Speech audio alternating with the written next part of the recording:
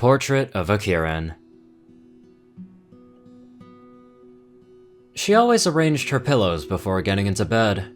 She'd levitate them up in her magic, examine them, maybe poke them with a hoof, and either stack them in a pillow pile or reject them, until she finally achieved pillow perfection.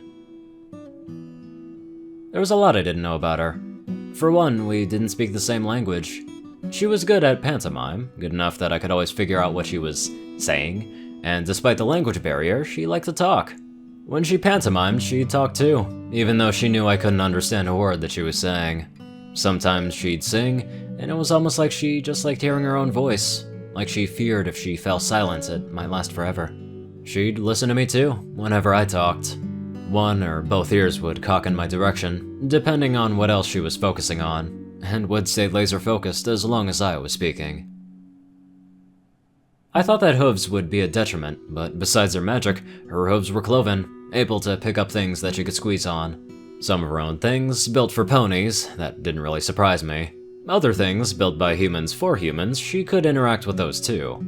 I tried myself, and tried instead of gripping the normal way, spread my fingers in a weird Vulcan pose, and discovered I could pick things up too. Not as efficiently as with a proper hand grip, but well enough.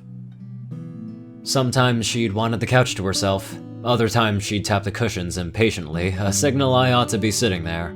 As often as not, once I'd taken my seat, she would put her head on my lap or stretch out along my leg, demanding mane pats and ear scritches I was only too happy to provide. Other times I'd be lazing on the couch after a day that didn't really bear thinking about. The TV turned to something mindless and stupid, and without an invitation, she climbed up on me, nuzzled me, and snuggled up against me. She was always soft and warm and comforting. The scales on her back were weird if I stroked them the wrong way, and she didn't like that either, hissing at me.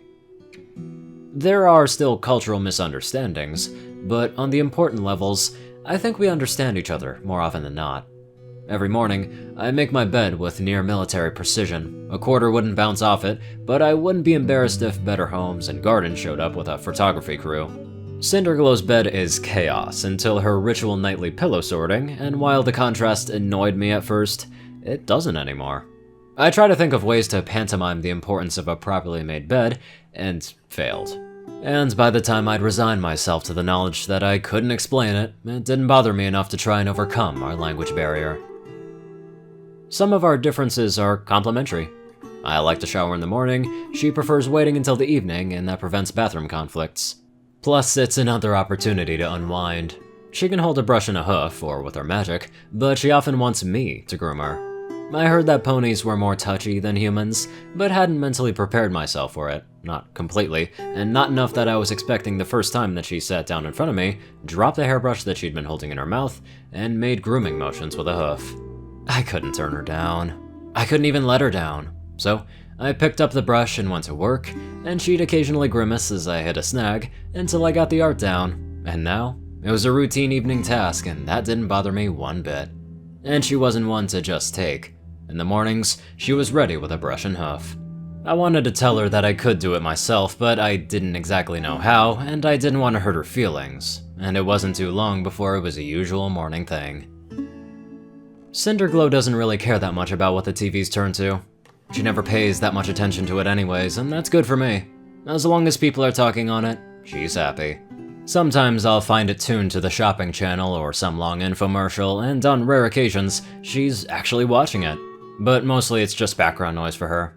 I can change the channel with no frustrated hoof stomp, no head shake, just a flicker of her ears in my direction. Sometimes I just leave it on whenever she set it on, and don't sit on the couch and just rot my brain with too much TV.